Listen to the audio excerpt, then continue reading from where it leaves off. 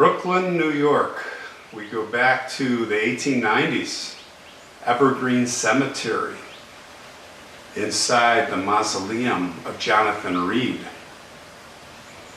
Casket. Husband and wife, Jonathan Reed. Mary Gould Reed. Yeah, the 1890s, a happy couple. Very close. They did everything together. They were madly in love. They had a great marriage. They were inseparable. But it was on March 23rd, 1893 that Mary died. And as you could imagine, John was absolutely inconsolable. He couldn't live without Mary. He couldn't think without Mary. He didn't know what to do. So what he did is he would visit her grave. She was buried at the Gould, her parents, the Gould plot, and Jonathan would go there all day, every day to visit her grave. And father-in-law thought it was strange. The family thought it was strange. In fact, he was chastised for this quite brutally by the father-in-law. Well, the father-in-law died, and that was the meal ticket for Jonathan to do whatever he wanted. He was going to have his wife with him, and one way or another he would not be kept away from her. So he had this elaborate mausoleum built. Again, this is the inside. The outside was solid granite, huge slabs built to last forever. It took a long time to make, but within 2 years of her death he had this mausoleum complete. Not surprisingly, he would come here every day, 6, 7 a.m. to 6, 7 p.m. And it was like he was living here. He didn't stay overnight here, but he brought comfy furniture. He put bright red curtains up all over. He had a clock. I don't know if that's the remnants of it. He had urns, flowers. He had photos. He had paintings. I think the remnants are right up here, up above on this, above the casket. He had playing cards. He had a table. He had fine china and silverware. He even had Mary's half-finished knitting project here set on a table like honey.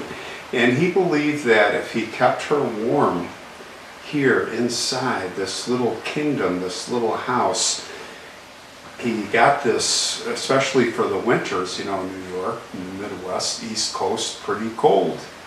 And he bought a fine oil stove, and he had that installed over here. And he would come, and he believed that she was just asleep, Mary Gould, his wife.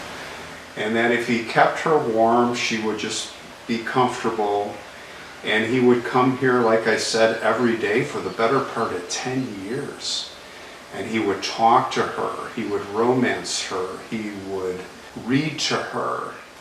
And people would come, and he wasn't unfriendly. He would invite them in. They would come in and say, "Jonathan, her soul's in heaven." He'd have no part of it. He was very friendly, but he'd say, no, she's here. I'm just keeping her warm. She's just asleep. And he would talk to her. And everyone finally gave up there. They kind of just figured that the man was getting older, and he was inconsolable, and he was going insane. They would leave, and he would take a nap. He would read books. He did everything in here. And the biggest thing is he would constantly talk to Mary. There were even Buddhist monks who came here from Burma because they believed, they heard the stuff, I mean, it made it to the newspapers even, and they had heard from that far away that they believed she was just asleep. This man, this Jonathan Reed, does he have supernatural powers or godlike powers, or Buddha, I should say. And they came here in a group, and they met with him, and they had a translator. Don't think it ever worked for them, but they probably tried. They went back to Burma.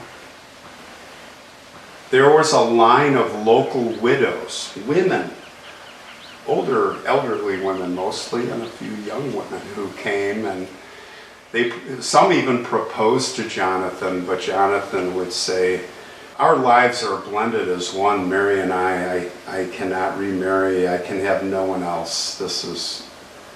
She is part of me. So on and on, he just came here every day. They called him the hermit of Evergreen Cemetery. Well, years later in the spring, a laborer was right outside here, and the door was ajar, the iron gate. And he decided to look inside, and as he peered inside, he saw what he thought was a dead body on the floor, right here.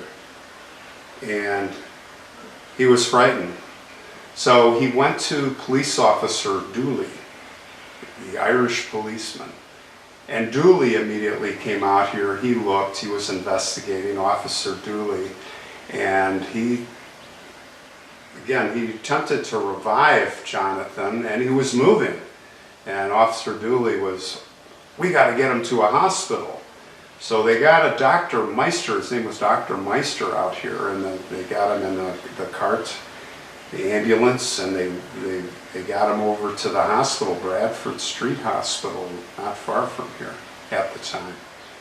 Well, it turns out that Jonathan had a stroke, and he was not completely paralyzed, but he became an invalid, as they said, and they called in those days, going from the newspaper articles. And he spent several years in a sanitarium. And basically on September 13th, 1905, he died. And he was 80 years old.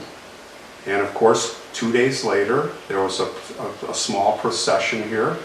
And they came right in the front door, right here, and they brought him, and now they're both together for eternity. His holy throne abandoned, royal robes he laid aside, entered this world as a babe for its sinners to abide.